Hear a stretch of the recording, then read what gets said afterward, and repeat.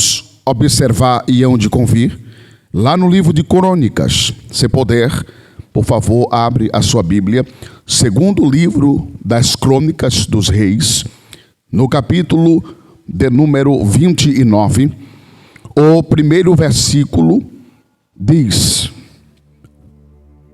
segundo livro de Crônicas, no capítulo de número 29, primeiro versículo diz: tinha Ezequias 25 anos de idade quando começou a reinar, e reinou durante 29 anos em Jerusalém, e era o nome da sua mãe Abia, filha de Zacarias. Versículo 2: e fez o que era reto aos olhos do Senhor, conforme tudo quanto fizera Davi, o seu pai. Versículo 3: ele, no primeiro dia do seu reinado, no primeiro mês, abriu as portas da casa do Senhor e as reparou. O momento de transição de governo foi passado para Ezequias. O rei Acás, o seu pai, fez tudo o que era mal aos olhos do Senhor. O contexto bíblico diz que Acás ajuntou todos os objetos e utensílios sagrados. Acás, ele quebrou os altares, mandou fechar as portas, levantou poste ídolos pelas ruas de Jerusalém, construiu lugares altos em toda a cidade de Judá e queimou incenso aos deuses estranhos. Isso acendeu a ira do Senhor. Este homem conseguiu ser, o que se defere, um dos piores reis de Judá. Porém, o seu filho, quando assume, a Bíblia diz que ele tinha 20 anos de idade, aproximadamente 25 anos de idade, quando começou a reinar. Um jovem. Aqui eu já faço uma aplicação para os nossos dias atuais. Não é pela questão da idade, é a responsabilidade, é o comprometimento. Tem pessoas que têm 50, 40, tem 30, tem 100 anos e não tem comprometimento. Haja visto que existem situações de jovens com 15, com 20 anos que têm comprometimento. Então a questão aqui é compromisso com o Senhor. É uma separação. Deus, ele reserva, ele separa pessoas para destinado fins e propósito. Observa que ele fez o que era reto aos olhos do Senhor. Os olhos do Senhor acompanhavam esse homem. Os olhos do Senhor estavam perante deste homem, observando todas as suas ações, todas as suas atitudes. Os olhos do Senhor estão em todos os lugares, contemplando a todos. O proverbista, no capítulo, o número 15, o verso 3, diz que os olhos do Senhor estão em todos os lugares, contemplando quem é bom, contemplando quem é mau.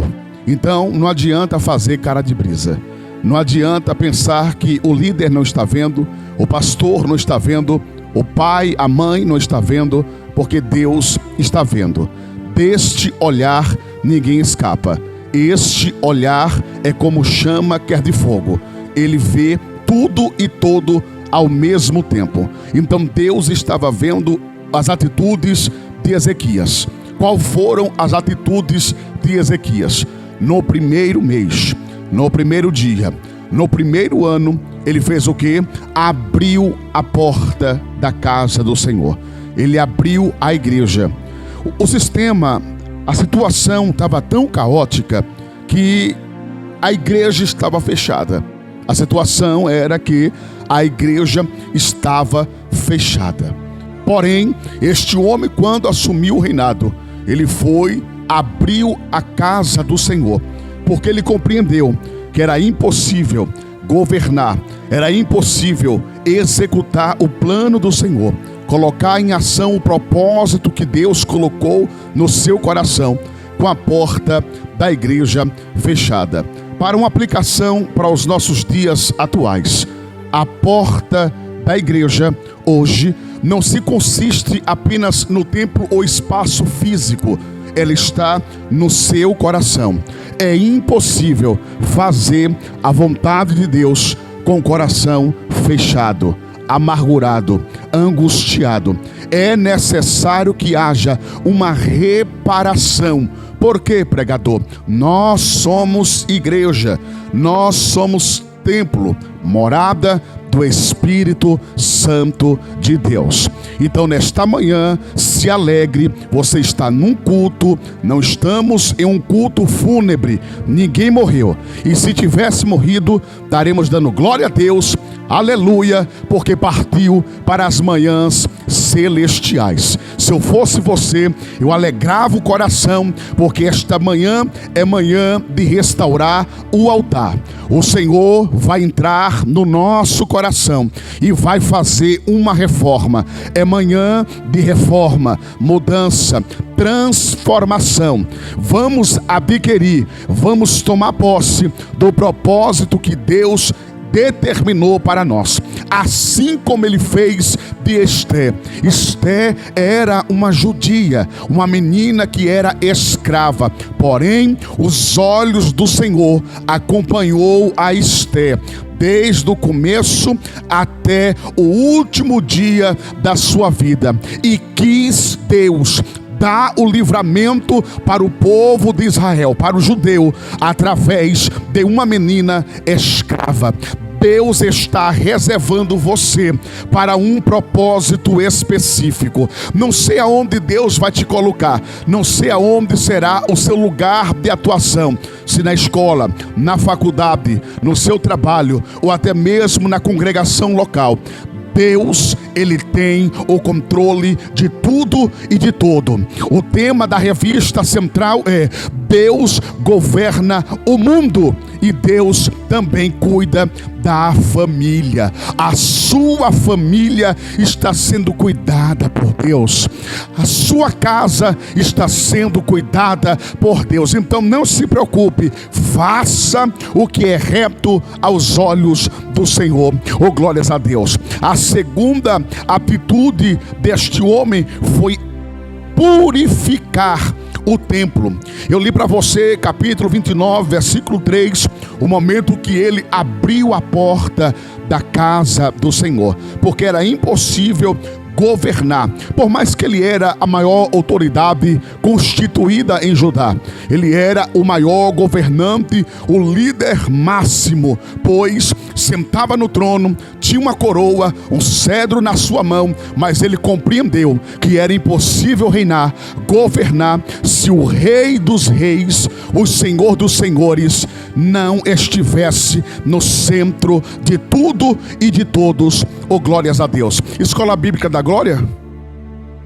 Não estou entendendo, estou pregando, os irmãos, tá? Se alegra, meu irmão, dê glória a Deus, aleluia, exalte ao nome de Jesus. Eu já levantei glorificando. Eu fui dormir 4h30 da manhã e já dei um pulo da cama quando a Clécia me ligando. Oh, glória a Deus. E já levantei dando glória a Jesus. E assim eu vou até o outro dia seguinte. É um dia após outro, dando glória a Deus e dando aleluia. Dando glória a Deus e dando aleluia. Dando glória a Deus e dando aleluia. Porque a dificuldade vem, a prova vem, a luta vem, mas nós não cessaremos o glória a Deus e aleluia. Louvado seja o nome do Senhor.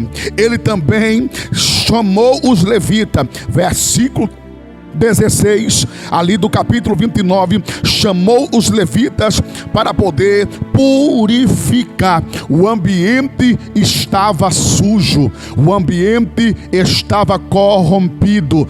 Deus não irá fazer nada em ambiente sujo. Minha pastora, é necessário uma limpeza, é necessário limpar. Eu não sei os irmãos, quando eu cheguei ontem, já era beirando a madrugada, suado, cansado, o corpo pesado. Eu não consigo deitar sem antes tomar um banho. Pode estar fazendo frio, calor, nevando, geada, entro debaixo do chuveiro e, como um bom baiano, gosto de tomar banho frio. Limpeza, glórias a Deus, não consigo, não adianta. E se tomar um banho, glória, e se tomar um banho e colocar uma camisa suja ou suada, dá uma agonia no corpo. Fazendo esta analogia, é assim também com as coisas de Deus. Elabaia, Jorená, Lajo, renúncia, eu vou pregar.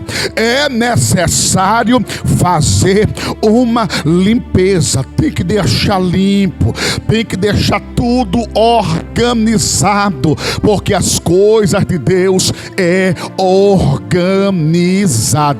Deus não faz nada em desordem. Deus não faz nada na bagunça. Teve uma situação recente que chegou até a mim, por época eu não vou citar contexto, mas uma situação que veio até a mim, e eu disse: você acha que Deus tem por obrigação agora entrar nessa situação para resolver uma irresponsabilidade tua, para resolver algo que você não teve capacidade de apenas organizar? O que eu vejo nessa situação, e eu conversando com a pessoa, eu disse: o que eu vejo nessa situação, faltou organização, faltou planejamento. Antes de qualquer coisa, se assenta, reúne a família, chama o esposo, chama a esposa, faça a conta, programa, porque depois, para não dizer: mas Deus, mas o Senhor, não. Dessa vez eu disse, dessa vez, meu santo homem de Deus, não foi por causa do Senhor. Faltou planejamento, faltou organização, faltou purificação, limpeza, santificação. Mas até para o negócio tem que ter isso.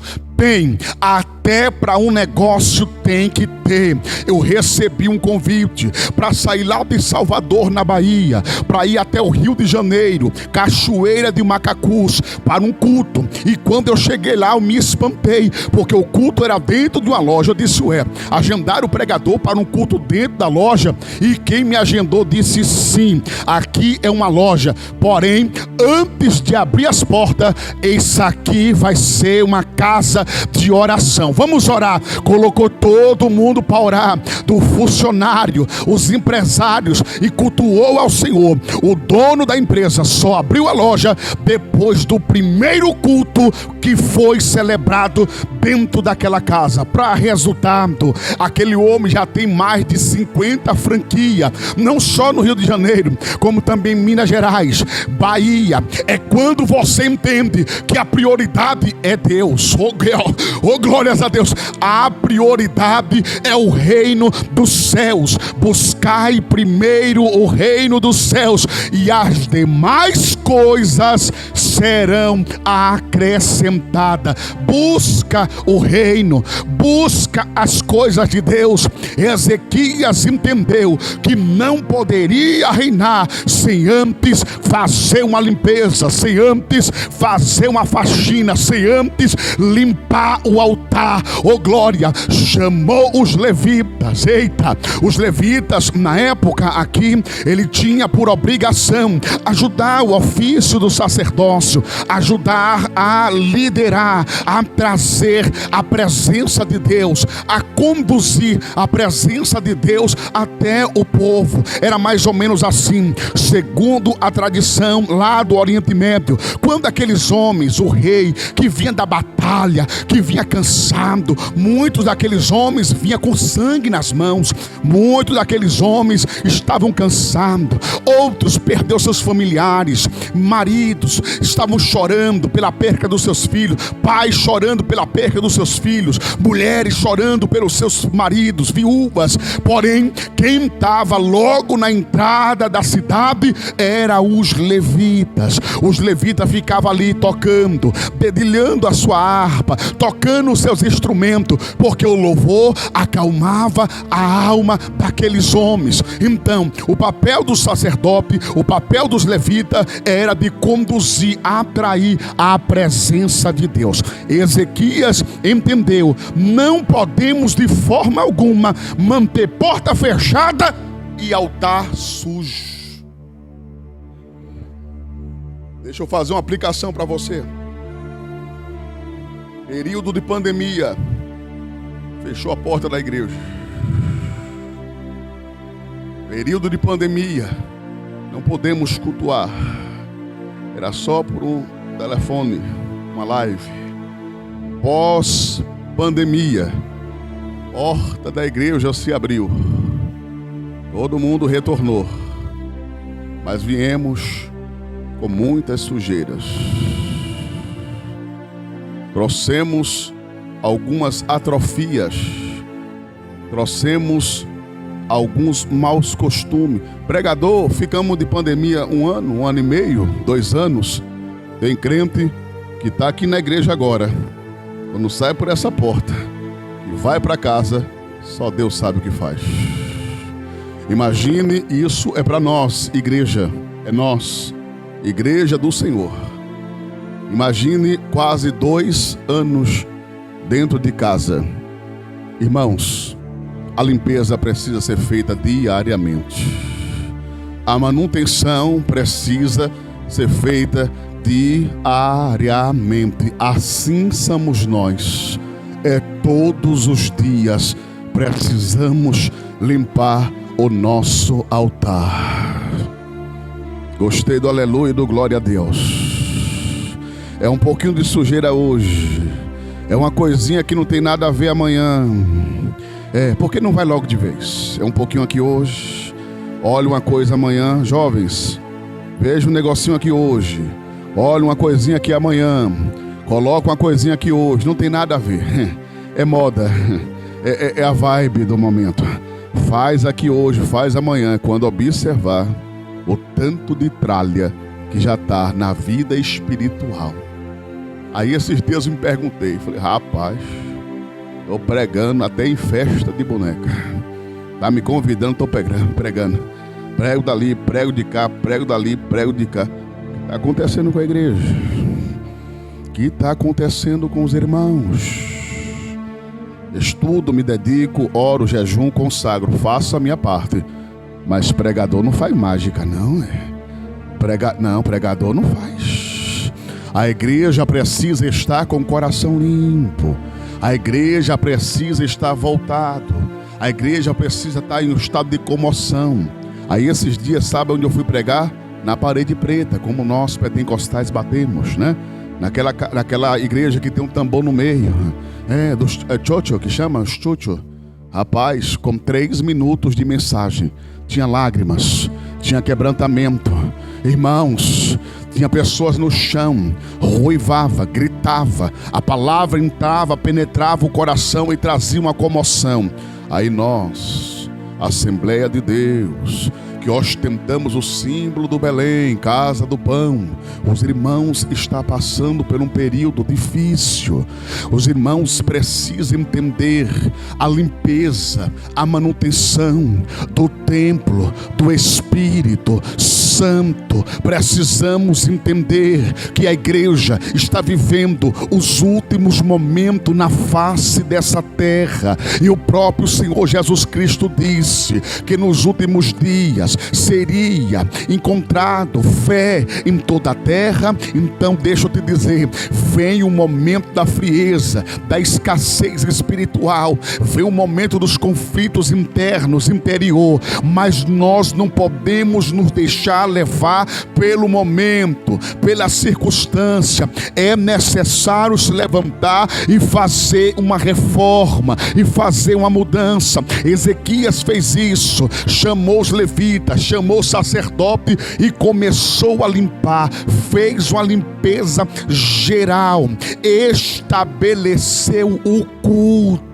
O culto não é só na igreja, o culto não começa na igreja, o culto começa em casa. É mais ou menos assim. Aqui no Paineiras não tem, graças a Deus não tem. Oh glória, passa o dia todo, sabe Deus fazendo o que? Não pega na Bíblia, e tempo tem. Salva aqueles que trabalham, estão na rua, não pega na Bíblia. Amanhece de manhã, não faz 30 40 minutos de consagração de jejum. Não, não faz. Não coloca um louvor. Se Jeová passar na sua playlist aí, como é que tá a sua playlist, meu amigo, hein? Como é que tá o Spotify aí? Como é que tá a playlist? Não vai achar um Adele, não, né? Não vai achar Anitta, não vai. Não vai achar, não vai. Aqui não tem. Graças a Deus, aqui não vai achar. Não, só vai achar lá os louvores lá, Cassiane, né? Crente Raiz, Rose Nascimento, né? Passa o dia todo, sabe lá Deus vendo o que, fazendo o que. Aí vem pro culto à noite. Quer que o culto seja? Aí, mas o pastor já, as irmãs fez assim, não cantou assim. Aí passa o culto todo, observando esquerda, direita. Aí entra ruim, sai pior. Meu Jesus, eu estou tentando me controlar. Você já sabe a forma que eu prego. Então tem que estabelecer o culto. O que é culto? Não, eu vou na igreja. Eu perguntei para o irmão, o que é culto, irmão? Como é que é culto para o Senhor? Ele disse, culto é ir receber, né? O culto é ir lá tomar posse. Eu disse, amém, não está errado não. Mas culto é oferta. Culto é entrega. Culto é sacrifício. Culto é você entregar para Deus corpo, alma e espírito. Ou você dá tudo, ou você não dá nada. Entregue o seu culto para Deus. Pregador é escola dominical. Eu sei que nós temos o costume de escola bíblica dominical, do ensino mais acentuado. Eu entendo, eu compreendo, eu sei. Você veio nessa manhã para poder ouvir uma palavra mais colocada, assertiva, na aplicação do ensino. Mas se Deus resolveu falar conosco dessa manhã, você acha que Deus é limitado a uma revista de escola bíblica? Você acha que Deus se limita a parâmetros humanos? Você acha que Deus se limita em estações, em tempo, em dia da semana, em congresso, em festividade, convenção? Não. Quando Deus quer falar, Ele só precisa de um culto. Culto. E culto é o que? Entrega. Eu preciso me entregar para Ele. Eu sei que eu preciso me doar mais para Ele. Oh, glórias a Deus. É mais ou menos assim. Deus, Ele aceita. Deus, Ele recebe alguém pela metade. Que quando se entrega por inteiro. Porque nunca nós iremos nos achar por completo. Porque a nossa autossuficiência vem dEle. A nossa suficiência vem dEle. Nós não somos autossuficientes. Então quando nós chegamos, talvez nós chegamos até faltando um pedacinho aqui, um pedacinho acolá. Mas quando nós chegamos no culto, no altar, o altar começa a reconstruir, restaurar. Oh, glórias a Deus. O altar começa a preencher, o altar começa a encher. Então receba o benefício do altar, o benefício do culto. Aí sim, depois que você entrega, é uma via de mão dupla. Depois que você entrega, aí você também começa a receber. Mas Deus rejeita quem é por inteiro. E quando entrega a metade, ou entrega pouco, ou até entrega nada. Oh, glória. Esses nem veio hoje de manhã. Já ficou, sabe Deus fazendo o quê? Mas você que veio adorar, exaltar o nome de Jesus, faça isso, porque Ele se agrada. Oh, glórias a Deus. Lá para nós terminar, não vou cansar os irmãos. Estabeleceu o culto a Deus.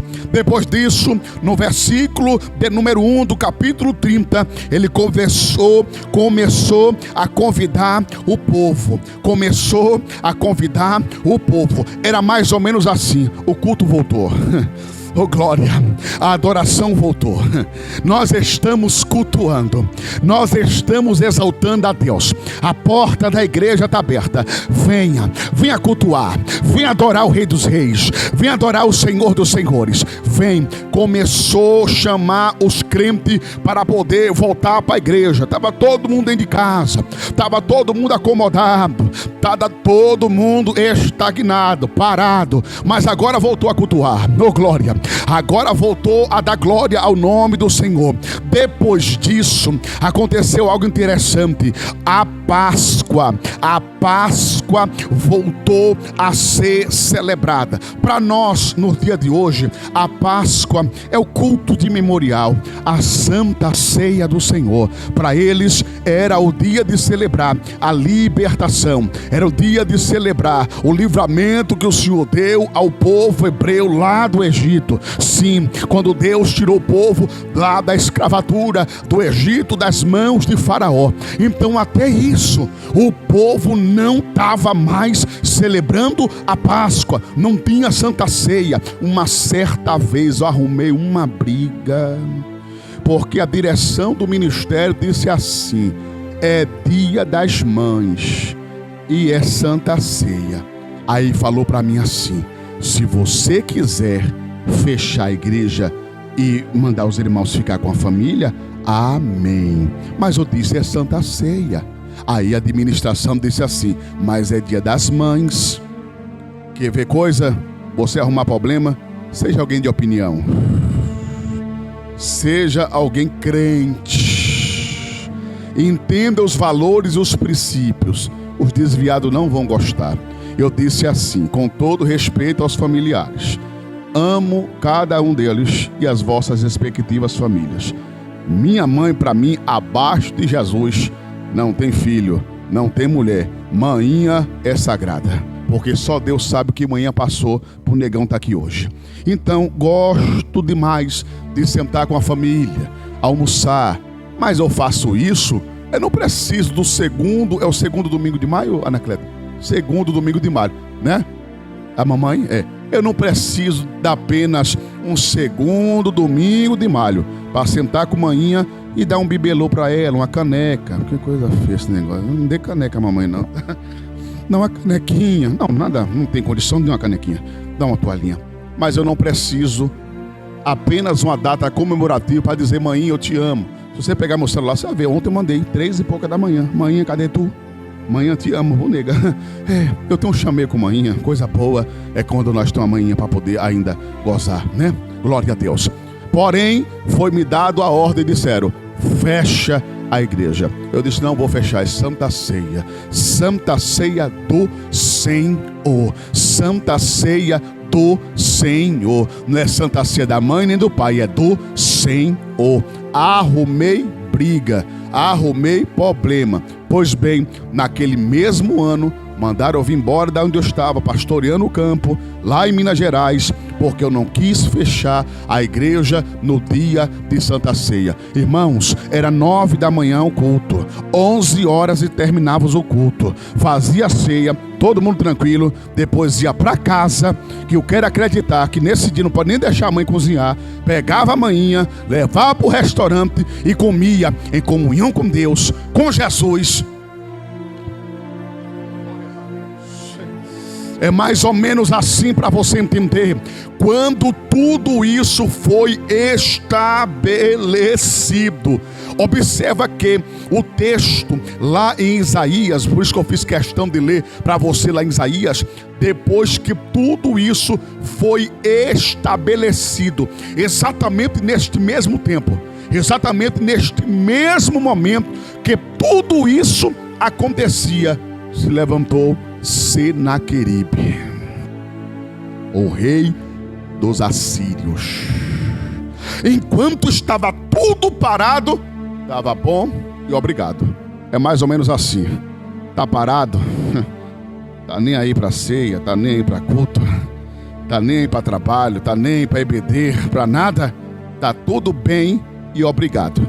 Começa até a prosperar, porque o inimigo é assim. Começa até a lhe dar a falsa sensação que está sendo abençoado. O inimigo é ardiloso.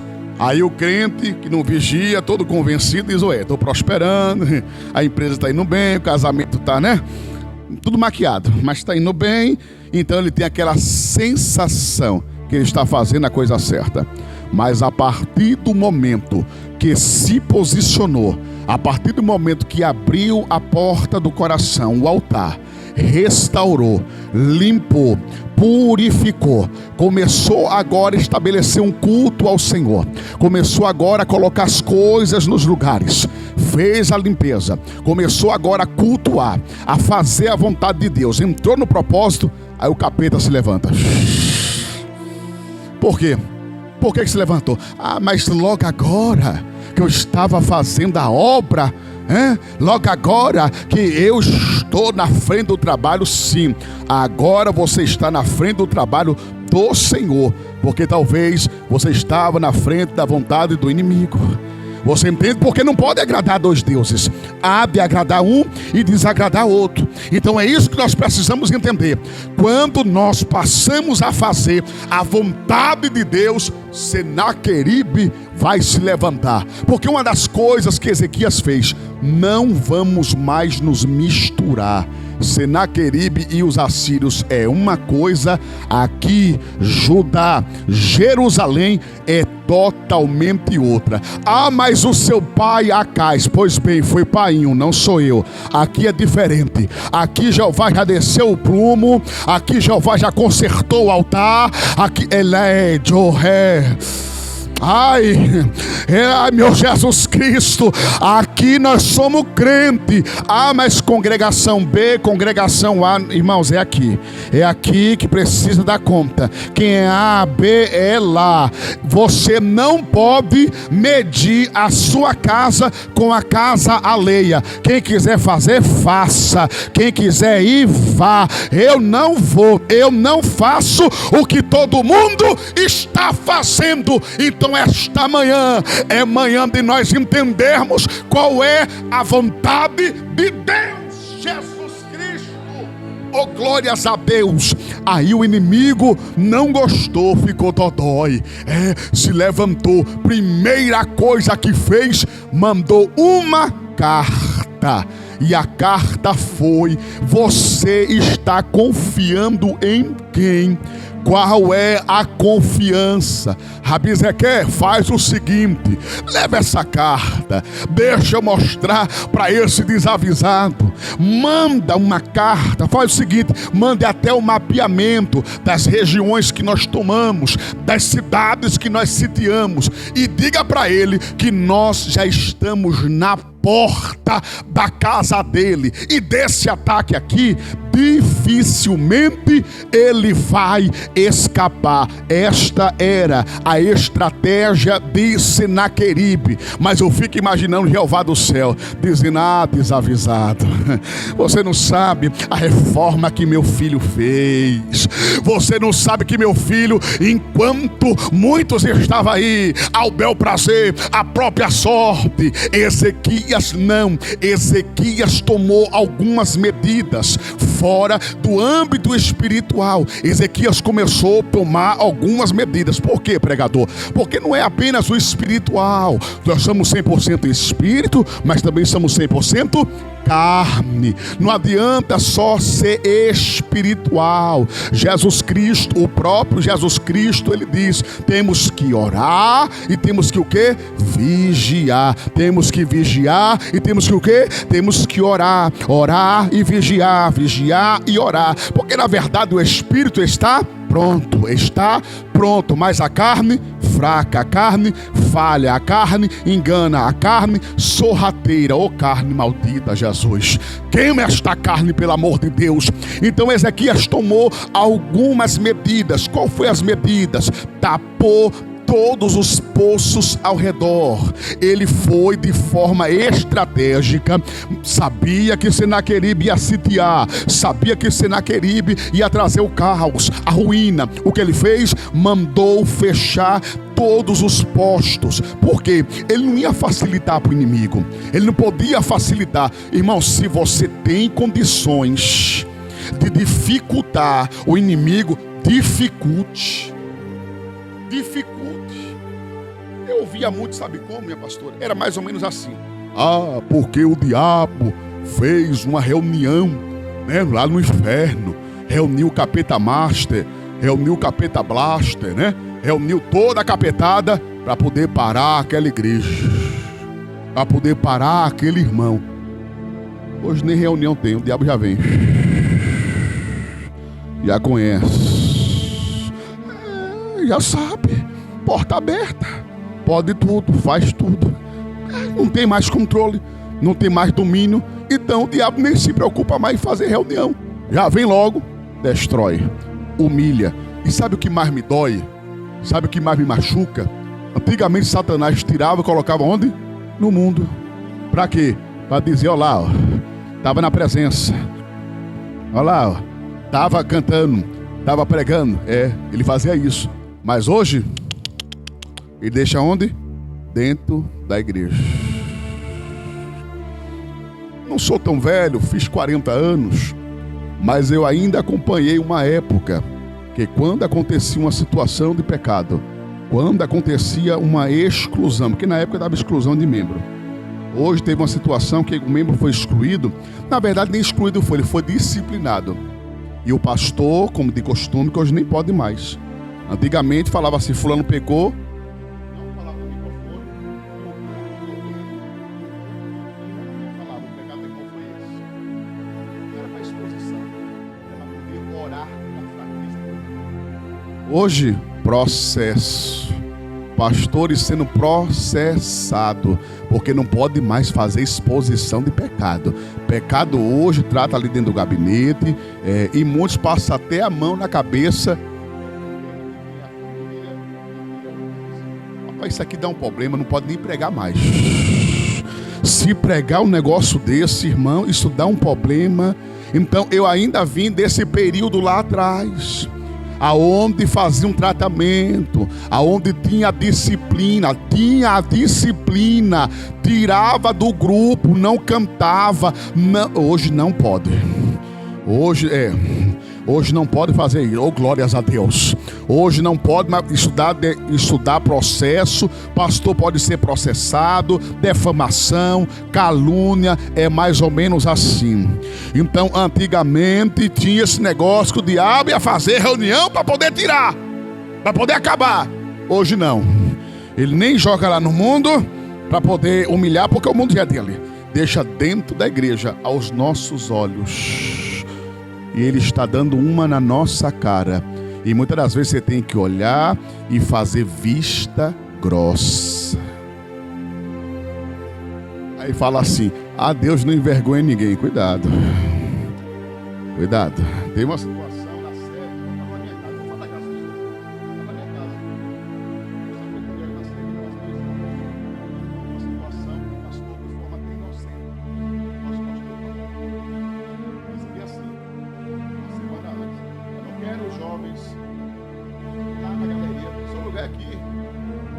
Orientou, posicionou. Duas coisas que ele fez. Duas coisas. A outra foi a igreja. Ele na sede, parece, legal.